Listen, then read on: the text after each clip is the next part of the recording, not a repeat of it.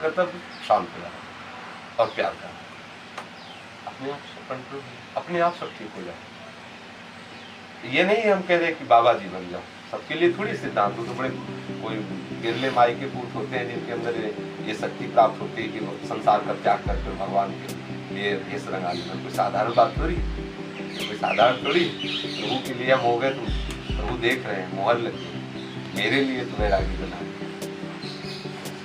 अपने जो भी सत्संगी जन है अपने लोगों को एक दूसरे का संबोधन करना चाहिए, एक दूसरे को संबोधन करके वो बहुत मार्ग में करना चाहिए। लगे कि कोई साथी गिर रहा है तो उन्होंने हाथ पकड़े, हाँ पीछे कहाँ जा रहे, ये अपना मार्ग, ये थोड़ी देर में को नाराज हो। अगर वो अपने आप नाराज हो जाता है तो समझ लो जैसी अनिच्छा, कोई बात नहीं, लेकिन अपना प्रयास रहना चाहिए उस चीज को।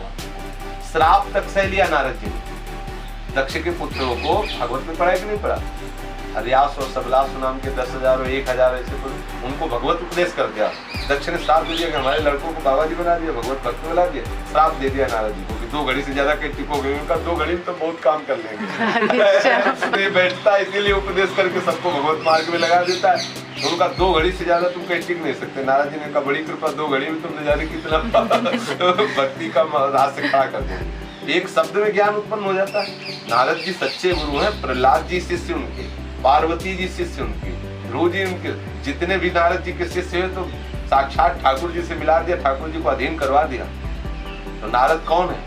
भगवान, जिसकी बात रद्द ना हो, जिसकी बात रद्द लाओ वही तो नारद है। नारद जिसकी बात कभी रद्द लाओ, अर्थात भगवान ही नारद जी, जिसने अपने गुरु को साक्षात परमात्मा समझ लिया, उसकी भगवत प्राप्ति में देरी फिर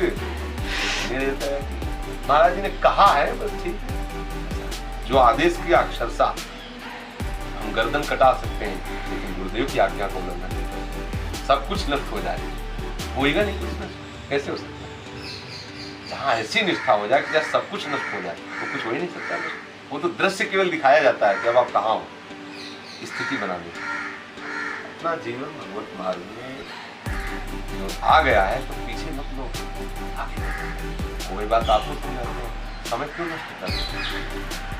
जितना आप लगते जाओगे ऐसी परिस्थितियां पैदा करती जाए। अब जैसे आप सोचो 1-2 साल बाद ऐसी परिस्थिति पैदा करती जाएगी माया कि बिना धन के काम चलने वाला नहीं। और ये वैसे बात बनेंगे नहीं, और ये मास्टरी छोड़ दो, हम अपना व्यापार छोड़ दे, कैसे काम चले, सब नष्ट भ्रष्ट हो जाए। अरे नहीं बाबा, भजन करते रहो, लगे रहो। इसी माया चांस ही नहीं लेने देगी।